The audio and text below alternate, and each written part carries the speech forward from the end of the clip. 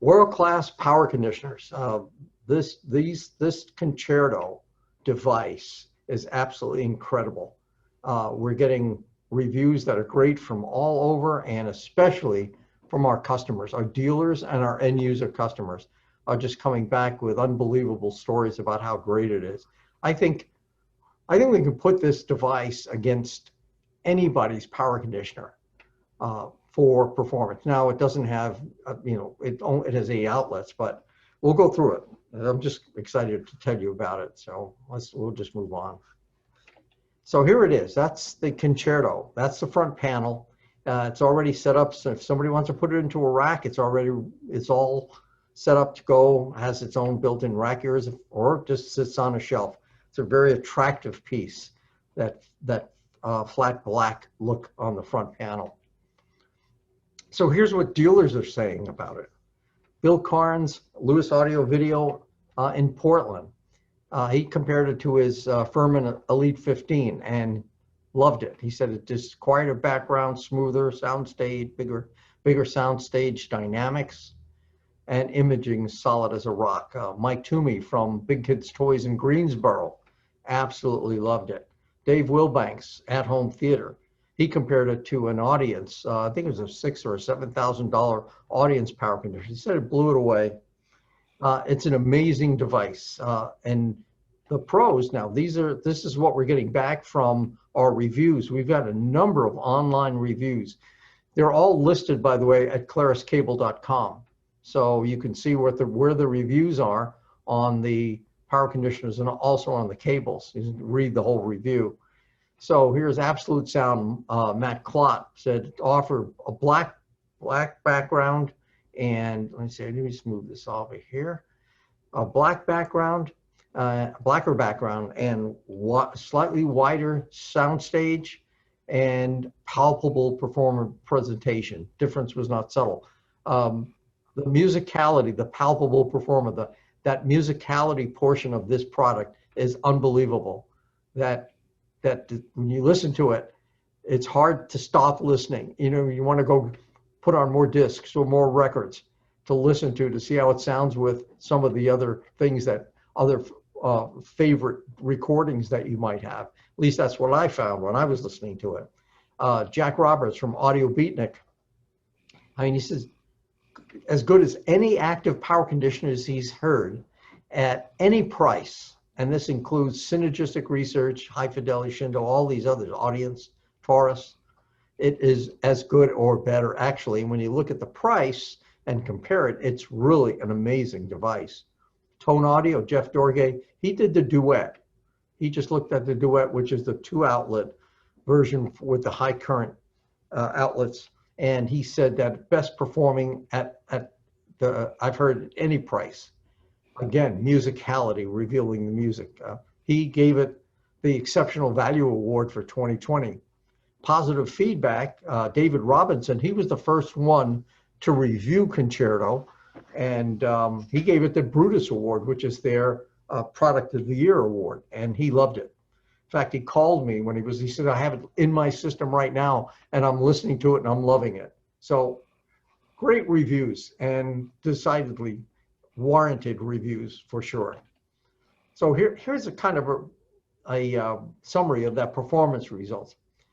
The revelation of musical detail obscured by low-level noise.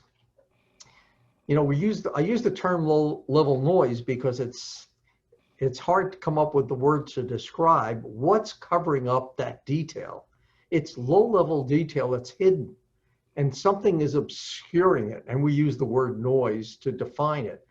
But that's what Concerto is doing. It's removing that veil, that covering, that blanket that's keeping that low-level signal down. Now, what does that low-level signal? Once you expose it, once you remove the obstruction, what happens? Well, first of all, the background becomes blacker, so it's deeper. Music is deeper. It's because of that quietness of the background. The sound stage opens up. So instead of just maybe a narrow sound stage, the sound stage opens up to a much wider sound stage. The imaging becomes extremely precise. musical instruments are where they're supposed to be on that sound stage. And if there's a vocalist right there where he or she is supposed to be, in fact, probably comes a little bit forward, if anything. And it's that idea of being there in the performance is even more pronounced than without using. When you're using it, it's amazing how that feeling is accomplished. Dynamics. Most companies will say, don't plug your power amplifier into a power conditioner because it'll limit dynamics. Not concerto or duet. Both those units are designed, and I'll show you how and why. They're designed to make sure that full dynamics are accomplished. There's no loss of dynamics with these products. You get full dynamics with an amplifier, not a problem. Engaging and non-fatiguing. That idea of just wanting to sit and listen more and more and more. Fabulous. So that's it. Now, how did we do it? Well, a radical new approach to power. No one's done it like this before. And this is Jay Victor that came up with this idea of designing the filtering systems, because all companies use one filter for the entire system. Maybe two, because their high current is capacitive rather than using inductive type filters, if that's what they're using. But Jay came up with this idea of, hey, what we need is, I need to have filters that are specific for analog equipment, different for digital, and different from high current. No one had ever came up with that idea before, separating analog components from digital components. And high current, usually they are, but not the analog and the digital. So the Concerto is a component-specific clean energy delivery system. Basically, that's what it is, component-specific. And Jay developed this after listening to filtering systems on analog components, and then listening to filters on digital systems, and then doing comparisons between different types of filters and different components. And he came up with the idea that there were specific filters that did better for analog components than they did for digital. And then there was a different kind of filter that could be best for digital than for analog. And then, of course, the third one for power amplifiers. And that has to do with the dynamics. That has to do with the current capability. So on Concerto, there are 8 outlets. And the unit's rated at 120 volts, 15 amps, 1800 watts.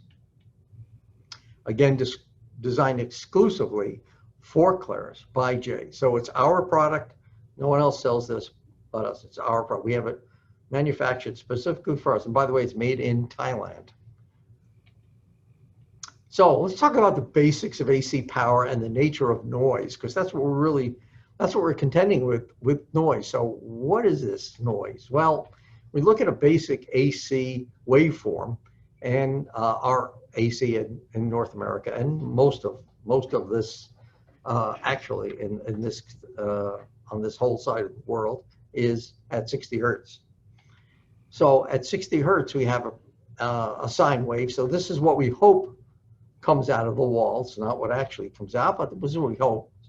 So we have a sine wave that starts at 0 volts, goes up to its maximum positive voltage, goes back to 0, down to its maximum negative voltage, and then back to 0. And it does that 60 times a second. So hence the frequency of 60 hertz. And we like to see it so it would be perfect like that without anything else. But actually what comes out of the wall is this. So it's the sine wave with some high frequencies riding on it, and those high frequencies are what we call noise. So that's unwanted, it's distortion, and it contaminates that waveform. Now, your refrigerator doesn't care, your stove doesn't care, light bulbs don't care, but your audio system and your video system cares. This has to be, when it's clean power, you'll get better audio and better video. So where does the noise come from? That's the next question. Well, it can come from varieties of sources. First of all, external, meaning can come down the line from outside your house, transformer outside your house that converts whatever that power is to 120 volts to get into your house, that power could be contaminated from the transformer. It could be a buzzing transformer. It could have some difficulties with it, old transformers, and it's developing noise, shooting it right into your house. It can come from inside, refrigerator motors turning on and off, air conditioning systems turning on and off, any of those kinds of things. Some dimmer equipment, dimmer switches can do that. Also, another a major part of that can be other connected components. So components that are plugged into the same AC line that you're using for your audio system can also produce noise from their power supplies, put it right onto that AC line, and it'll go into your audio equipment. So that's another source. RFI, radio frequency information. Here's a really interesting point, talking about what's inside the house. My home, and probably your home, is wired with Romex wire. Romex wire is unshielded copper wire.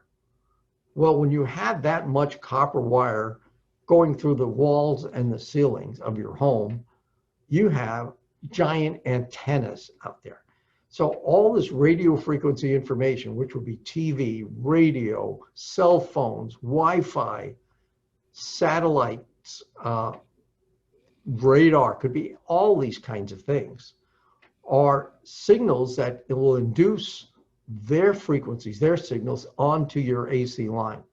So this is more noise that gets piled on top of that line. And all of this is running throughout your house. And electromagnetic interference, EMI, which encompasses everything that's magnetic and electric in fields that could be induced onto your AC line. So all this can produce the noise, and that's what causes the difficulties. So if we look at the basics of AC power, here's a transistor amplifier. That's a transistor.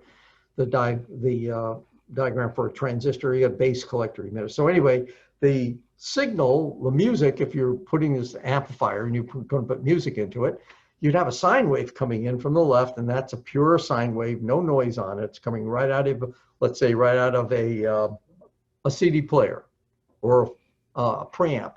So there's your perfect sine wave going into the base of that transistor. Well, in order to get that signal amplified so you can come out and go into a loudspeaker, we've got to boost the voltage on that signal coming in. So what do? Well, we plug it into the wall.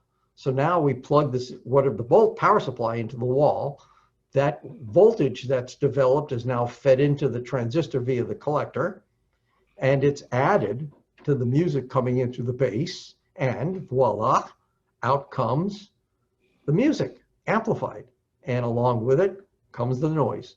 So you have the AC plus noise plus music.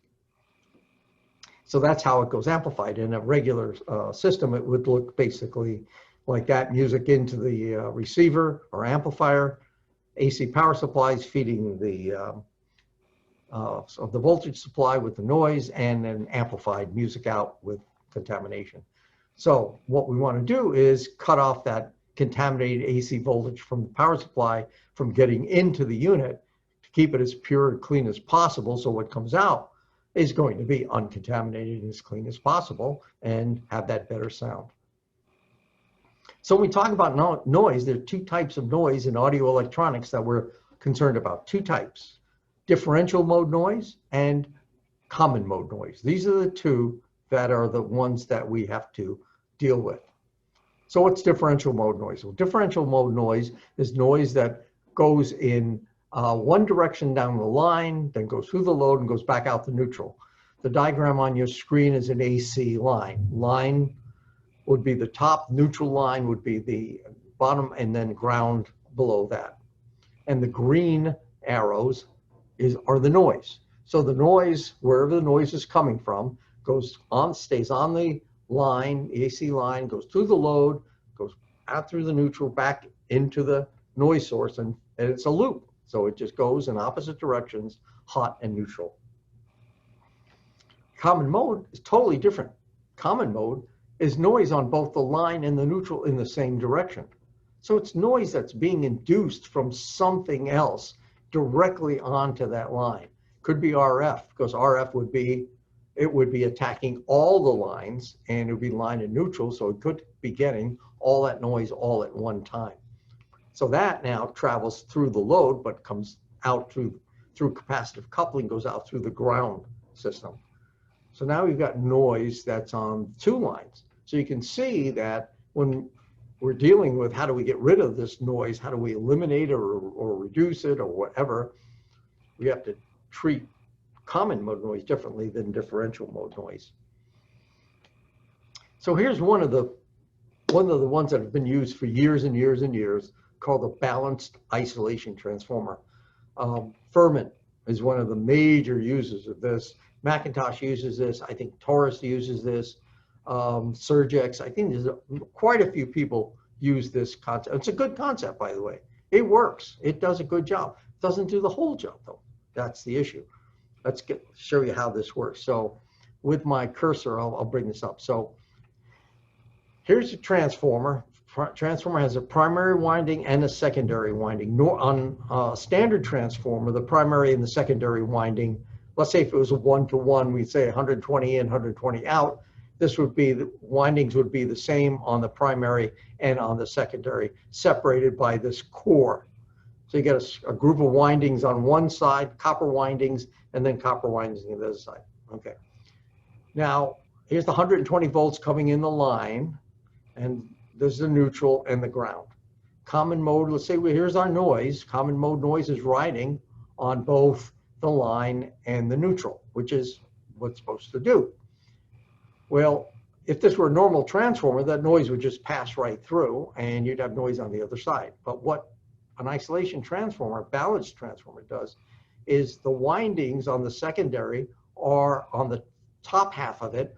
The windings are in one direction, and then it's tapped, and then the windings on the bottom half are in the opposite directions, wound opposite.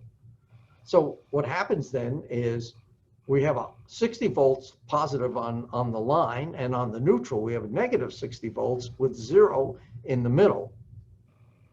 But the noise, as the noise comes through, the noise is positive on the upper side, but it's negative on the bottom side.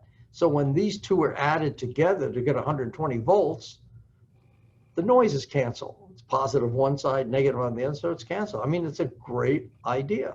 It makes total sense to do it that way. But there is one thing that you have to be careful about, understanding that it only works if the noise is identical on both the line and the neutral. In order for it to totally cancel, it has to be identical noise. Never identical. There's always a little more noise on one side than the other, so some of it will get through. Not to say that it doesn't do a good job to start with, but it's not a complete job. So isolation transformers can do a good job, but they're not the final say on this. So a couple other things, they're very heavy because it's all copper. These are big transformers and they're just all solid copper. So it's extremely heavy. Also very expensive because of all that copper, and because they're wound transformers, they can be noisy because they're operating at 60 hertz. So something called magnetostriction, where that magnetic field will cause the windings to move, and they can slap against one another, and you can get buzzing or humming or anything like that, and that can definitely be a problem. You can hear those. So a balanced isolation transformer only filters common mode noise that has equal amplitude on the line and the neutral, and the imbalance will pass through. And it does not block DC. DC will go right through that primary, never even stop it. So you have to have a DC block. Now, one of our early customers in Concerto called me after he got it, and he said, "Joe, I mean, it sounds fabulous. I love it." He said, "But there's something that I didn't expect." He said, "My transformer on his amplifier had a slight buzz to it." He said, as soon as he plugged it into the Concerto, buzz went away, stopped. Well, the buzz was because there was some DC offset. So his line coming out of the wall was not pure AC, it had a little DC, and And I can tell you, most outlets do have some DC on. So the DC was causing that transformer to buzz. But because the circuits on the Concerto have a DC blocking feature in it, it stopped that from happening. So there's another important part about Concerto, that it does block DC. So talking about different kinds of filters, then there are regular passive filters, and those are combinations of inductors and capacitors in different kinds of combinations and values. Line filters, what are called line filters, are low pass circuits designed to pass mainly 60 hertz, because that's what we're dealing with. We have 60 hertz coming from the wall, and that's all we want to get into our equipment. We don't want anything else that's on there. So we want to filter everything but 60 hertz. It'd be nice if you can do a nice sharp filter and just say just 60, but you can't. You'd have to put so many components in it, it would screw the phasing up and that would sound awful. So you have to deal with this in a slightly different manner.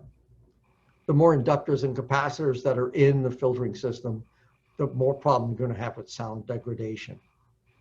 So a common mode filter is used to eliminate common mode noise, and that's what an inductor that we would use in a common mode filter. Of course, the filter is going to be a combination of inductors and capacitors. It's called an LC network. This would be the L, or the inductor portion of it. See, it's got 4 legs on it, because remember, with common mode, we're dealing with a line and the line and the neutral. So we have to have legs on both.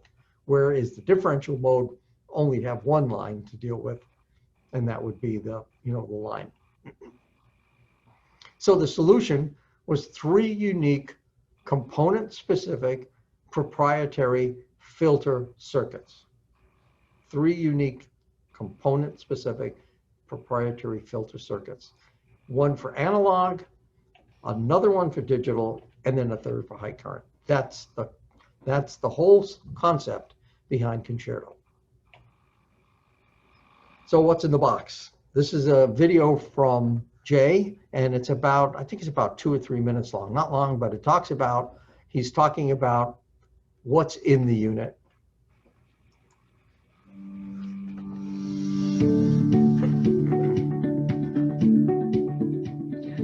So I've been asked why on a lot of power conditioners outlets are marked digital, analog, or...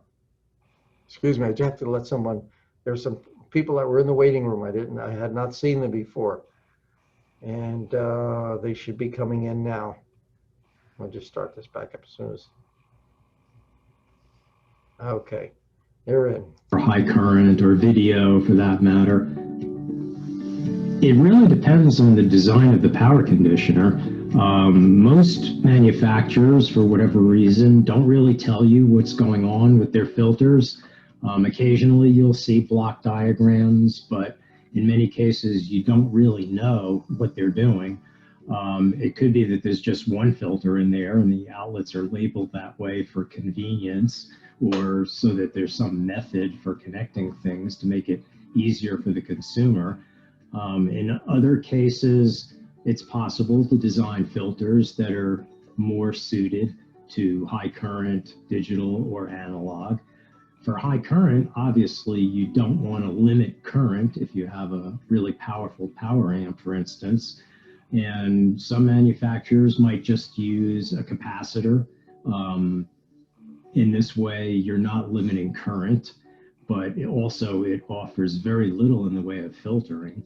A better method would be to use a really huge inductor along with capacitors, but that's expensive, and some manufacturers may or may not want to go that route. And for analog filters, there are different possibilities. Some people will use multi-stage elaborate filters that are generally differential mode. As well as for digital, those also could be multi-stage differential mode filters. My finding has been that the differential mode filters don't usually sound as good for audio as common mode filters. I prefer common mode filters for audio. But I think the real issue in the industry is that you don't always know what you're getting. A lot of manufacturers sell products and there isn't really any description as to what filters they have in there and why they're using them, and are they really specific designs for the specific purposes or not. And this is problematic for consumers because when you're trying to make a buying decision, if you don't really understand what you're getting, it makes it really tough. You might be tempted to just go for the lowest cost product, and the reality is that product might just have a single filter that everything is connected to, and thus you're not isolating digital from analog, which is bad. And really you could get components sending noise into the alternate component. So this is kind of why it's best to understand the different types of filters and which ones are the most appropriate for different types of components, and figure out exactly what is in a given product. That's a really important message, that whole concept of understanding what it is that's going on. And so many units, when you read the literature on some of these power conditioners, it's all fluff. They really don't tell you anything. They say it sounds great, okay, but they don't really say why and what they're doing. It's kind of gets down to the idea of why some people will say, oh, it's snake oil, it's voodoo, it's all, you know, BS. And it's because there's no explanation. No one's really talking about the technology behind it. Phil typed into the into the chat box, and he said Macintosh, with a Macintosh MA9000, which integrated amplifier, 300 watts per channel, and has a built-in DAC. Which input should I use with the Concerto? Well, I would think with that one, you'd probably want to use the high current one, just because, unless if you're listening to it, if it's being listened to at just normal lower volumes, then I'd say use the digital input. But if it's going to be used at a time where there's going to be current drawn, it's going to require some dynamics, then I'd say use the high current side. So I think a lot of this is going to be trial and error. Try it either way and see which one is best, depending upon the listening habits of whoever owns the unit. So that's my take on that one. Hope that helps, Phil. So here's the inside. This is the ClarusConcerto. So this is the inside. We took the top off it, and the front panel is at the bottom of the screen, and the back is at the top of the screen.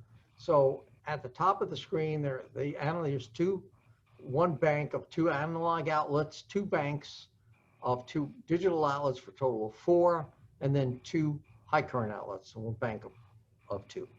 So that, and you can see, first thing you notice when you look at the unit from the top is how well it's laid out. Beautifully done. And you can see right away that everything is isolated. So we have analog section, digital, high current, and they're all isolated from one another. When the power comes in, it comes in from the back power switch, goes through the relays, and each one has its own path. And because of that, they're isolated, so that if there's a unit plugged into, let's say, this digital outlet, and let's suppose there's a difficulty in its power supply and it's generating some extra noise, it's not going to be interfering with the next outlet group because of that isolation, of having them isolated like that. And that's a really important capability. So how this is operating, this is the first one, the analog outlets. So this is the analog filter circuits for analog equipment. Now this is the common mode filter. These 3 components are what make up the common mode filter. So you have an inductor and capacitor and capacitor. So this LC network, C being the capacitor, L being the inductor, is what makes up the filter. Now, the value of the components, the value of the capacitance, the value of the inductors will determine at what frequency it's operating, what the spread of the frequency, is it a narrow frequency or is it a wide frequency, and how much suppression of high frequencies are there going to be with this. The core of this is this what we call our C core, and it's Clarus core, and this is the core of the inductor. Now, this core is made only by one company. Internally, it has what's called nanoferrite crystals. It's a patented system. Only one company in the world makes it. Very expensive, but it has extremely high, what's called permeability, which is the ability to concentrate a high magnetic field and keep it concentrated, which gives us extremely high inductance, which gives us a great amount of high frequency filtering. So that device, we had to agree not to use these in weapons of mass destruction when we bought these, because there's only the one company, and that's because it's a military grade product, and we did, of course, agree to that. But we use that in this analog filter and in the high current filter. So that inductor is a very special product that we're using. And then we couple that with a ferrite bead for really super high frequencies, well up into the mega and gigahertz, to make sure that there's nothing that's going to interrupt that or corrupt the AC power. So that's the analog section. Now, if you notice the digital outlets, the digital filters are totally different, completely different filters. Now we're using differential mode filters, capacitors, inductors, again, same type of thing, but we're also using this same inductor in addition to the differential mode. So kind of like we put a common mode along with the differential mode. And now we're producing a AC for digital components that's really set up to make it perform at its best. So that's these two. Then we go to high current. Now the high current is really special because of this. And this is a 30 amp inductor. That's how we're able to produce current for an amplifier without limiting the dynamics. If it were just a 15 amp unit, it would be slowing down, impeding the flow of current. But because it's a 30 amp inductor, twice the current capacity of the unit itself, it's able to handle any of the dynamics from these amplifiers. I've plugged in 600 watt monoblock Macintosh amplifiers into this without any loss of dynamics. So, and I know some of our customers have used the 1.2 kWs with this, again, with no loss of dynamics. So it is, it's designed specifically for that purpose. Now you notice this is a common mode filter, same as the analog, because it is, amplifiers are analog devices. So this is an analog filter. Now, I mean, any of the filters can be used for anything you want. You can plug in a vacuum cleaner if you want it into it. It's going to work. But for audio, we get the best performance when we use analog components into the analog outlets, digital components, DACs, and anything that, and by the way, video. I want to point out video. Video works best out of these digital outlets. It'll clean up a video screen and make sure that that looks its best. And then, of course, high current can be anything also. So that's that portion of it. Now, the next portion of it are the surge protection. These are the thermal MOVs. So these are MOVs that are thermally fused. So if this unit takes a hit so that it actually takes the fuses out on it, the thermal fuses, if it gets too hot, it opens, these can be replaced. So this is a repairable item if that happens. But I can tell you, we've been doing business selling power conditioners with MOVs for years, thousands of them. And I think we've got maybe 4 or 5 units back with MOVs that have failed. So MOVs last. They work for a long time, much longer than most people will that I've heard talk about them. They're very durable. They're very fast, and these are replaceable if somebody does take a direct hit or something close. 15 amp relays, 4 individual 15 amp relays feeding the outputs. So you can see how this is designed. All the rest of this is basically for the operation of the front panel and some of the other features that are in it, which I'll go over here in just a few minutes. So we'll talk a little bit about the technology. This is that core where was talking about that it was white in the other picture, but the core is the nano crystalline core. And that is the heart of the unit. And that Clarus core is what allows this unit to have the kind of filtering capability that it has at high frequencies. They're hand wound, and we use them in both the analog and the high current series. Ferrite-based nanocrystalline magnetic material. High permeability, again, the ability to concentrate the magnetic field. Near zero magnetostriction, meaning it's not going to change form when the magnetic field is strong. And if it changes form, it makes noise, physical noise. So this doesn't do that. These inductors won't do that. No audible emissions and extremely low loss. And then, of course, the 30 amp high current inductor prevents loss of dynamics and ensures full current capability. This unit also has under and over voltage protection, almost unheard of in this class of unit.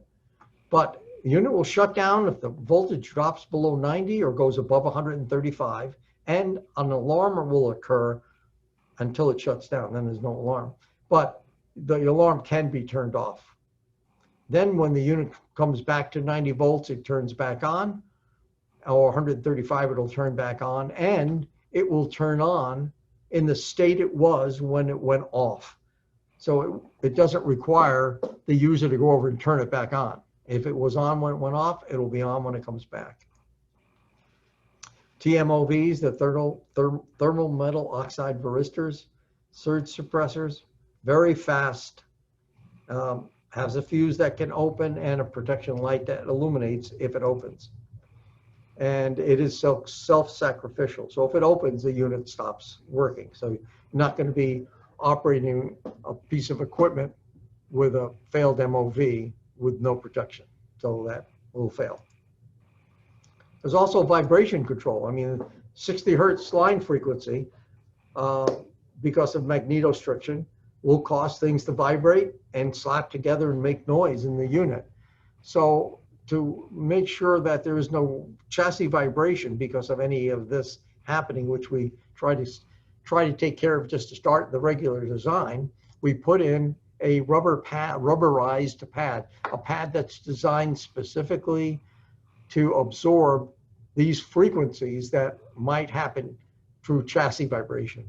It's installed on the inside of the top cover. It's a pad that's cemented right to the inside of the top cover. So we deal with our vibration control from there. So the Concerto won't emit component or chassis vibrations. And then to support the cables, the heavy power cables, we supply this piece with the unit. It's a support piece that goes across from one side to the other, and it's adjustable and slides in and out, and it holds up the power cords. Very important. These power cords are heavy. And by the way, Concerto ships without a power cord. You have to buy a power cord with it. And we do offer a discount when you buy the power cord with the unit. So remember that. And we also recommend the high current. It was designed to be used with a high current power cord, whether it be Crimson or Aqua. It's designed to be used with the high current power cord. And again, there is a discount when you buy them all together.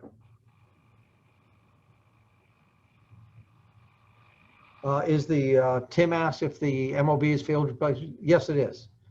Yes, it is. It could be. It's removing the circuit board and unsoldering the piece and putting on a new one. You might want to do it. You might not want to do it, but you can. We can do it here for you. When they're both purchased together, it's a 20% discount, Phil. So here's the front panel, and there's the power button. Now that power button is a standby power button. The main power switch is on the back of the unit. As long as that's on, this unit turns on the front panel and also begins the process of the relays starting the connection.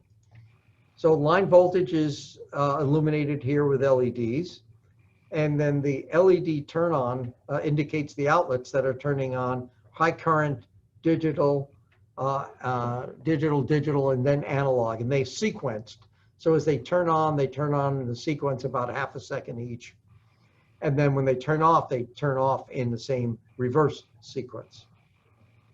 The dimmer switch, dimmer control, so it's a push button, and there's 4 positions going from off to bright. So you can have it really bright, semi-bright, dim, and then off. It'll turn everything off but the LEDs, these LEDs on the front panel. Grounded LED stays on, polarity LED stays on, and then the protection fault, if the MOVs fail, this protection fault turns on. So that's front panel. Very simple, very clean. Back panel's got a lot. Back panel's got analog outlets, digital outlets, and high current outlets. Voltage alarm is a toggle switch to turn the alarm on or off. Circuit breaker is a push button 15 amp circuit breaker. Main power switch is a rocker switch on off. That's a 30 amp rocker switch, by the way. IEC connector on the back, standard 15 amp IEC. And ground connector. This is this is fully compliant with UL. So that ground is chassis ground, as is the grounds on all the outlets. So it's a fully grounded unit. So if somebody wants to ground their turntable to this unit, they can use this as a hard ground. And then, of course, all the outlets are all hospital-grade outlets. So that's that. Now, the Concerto was a $3,600 retail unit. And again, you can put it up against $5,000, $8,000, $10,000 units, and it will perform admirably. The Duet is a takeaway from Concerto. Remember the circuit for the high current with the big inductor? Well, we took that whole circuit and put it into Duet. So these 2 outlets are basically designed, that they're 2 outlets, they're 15 amp, 120 volt, designed primarily for monoblock amps, subwoofers, multi-channel amps. Now, the monoblocks total current, maximum current capability can't be more than 15 amps, which is pretty hard to do. I mean, we could, again, I've done this at 600 watts per channel and 2 monoblocks, and they work fine. Didn't blow any fuses or pop any breakers or anything.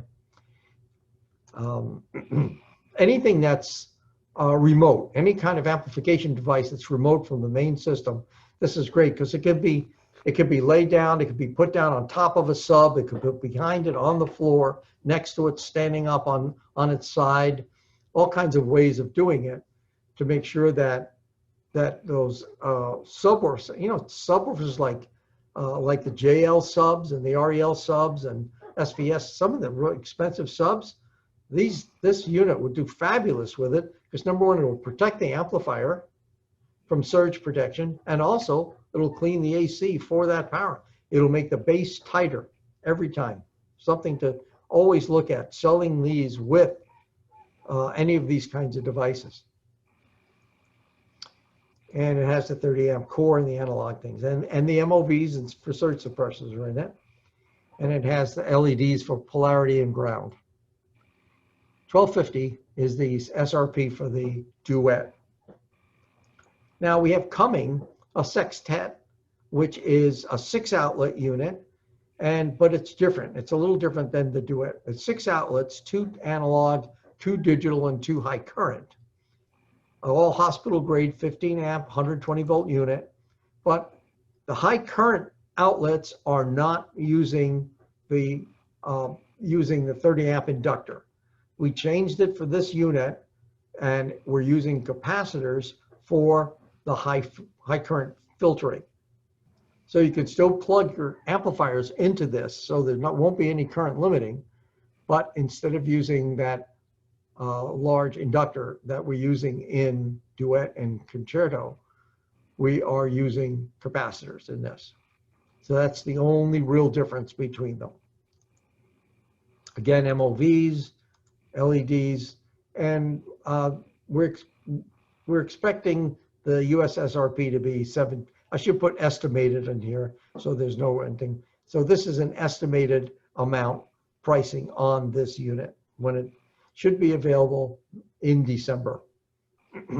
They're just going into production. So this is a nice unit. It's a little bit bigger than the Duet because of that. Then the next one that will be available, which will be next year, early next year, is the Octet. And this is the sextet with 2 more digital outlets. So a total of 8. 2 analog, 4 digital, 2 high current. Again, all the rest of the same type capacitors for high current filtering in this one. And we expect this one to be around $2,000. And should be available spring next year. So let's talk one last thing, and this is the power cable. What power cable should be used with Concerto?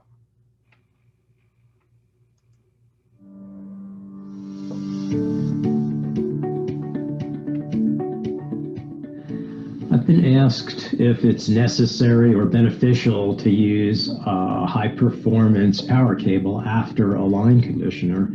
And this also gets into the question in general of using high-performance power cords with line conditioners. The answer really depends on the line conditioner, for one thing. There are several considerations. If the line conditioner doesn't limit current, then of course the power cord feeding the line conditioner and the power cord after the line conditioner feeding your equipment shouldn't limit current either, so it would need to be a high performance power cord. If you're using the power cord that came with the line conditioner and it happens to be a generic power cord that's not a particularly heavy gauge, this is already going to limit current going into the line conditioner, and there's no way to put that back after it's already gone. So if the current's already been limited, then it doesn't matter anymore what power cord you use after the line conditioner. So the real answer is you should be using a high performance power cable both before and after the line conditioner to make sure you're filtering out any noise and also that you're not limiting current. So it's essentially, it's the weakest link principle. Basically everything has to be of the same quality in terms of performance to get the full benefit. Really important part of that is the power cable. Don't forget the power cable. It's really important. Remember that the Concerto was designed to be used with a high current power cable. So make sure you sell it with the cable. It's really important, especially for the customer. I want to thank Michael Ibbotson. Has joined us. He's been he's in New Zealand. He's our distributor in New Zealand, which I think it is now Wednesday, and it is about 4 in the morning there. 6:30. 6:30. Just about 6:30, Joe. Yeah. Michael, thank you so much for taking the time and to do that. That's great. I hope it was informative and beneficial for you. Certainly was. Great. Okay. Well, let's see. We're open for any questions or let's see what we're going. Okay. Thanks for your attention. Yep. All copyrighted material. By the way, I am recording it, so it will be posted on YouTube, and I'll send you a link when we have it edited and ready to go, and it's on. Contact me anytime. It's claruscable.com or tributariescable.com, whichever one you'd like to use. And then this is my direct line, rings at my desk. So, and if I'm here, I pick up. And I always enjoy talking to my dealers or prospective dealers, and happy to answer any questions. So anybody, if you have a question, you'd like to ask it, you can unmute your mic if you'd like and ask, or text it, whatever you would like to do. What is the price of Concerto again? It's $3,600, Tim. Joe, this is a 120 only unit, isn't it? 120 volt only. Yes, it is. Sorry about that, guy. Yeah, you're 240, huh? Yeah. Yeah, it is 120. I guess you could use a converter, but you know, yeah.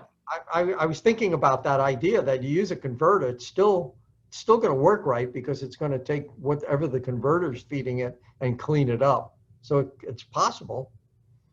There's no internal transformer tap adjustment that you can do, Yeah. of course. Well, Yep. no. Okay. The whole unit would have to be redesigned. I mean, we're considering doing that, but again, it always comes down to quantities that we have to purchase and Of course.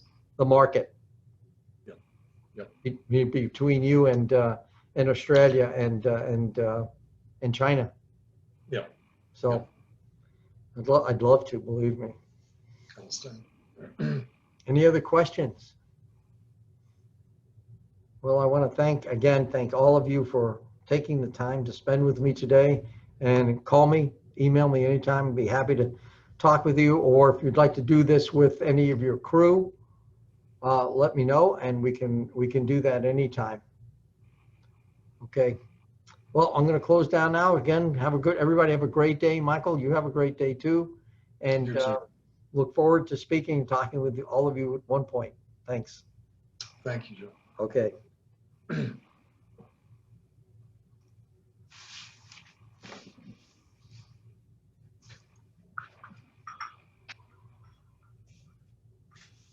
There's Jeff. All right. Got you now.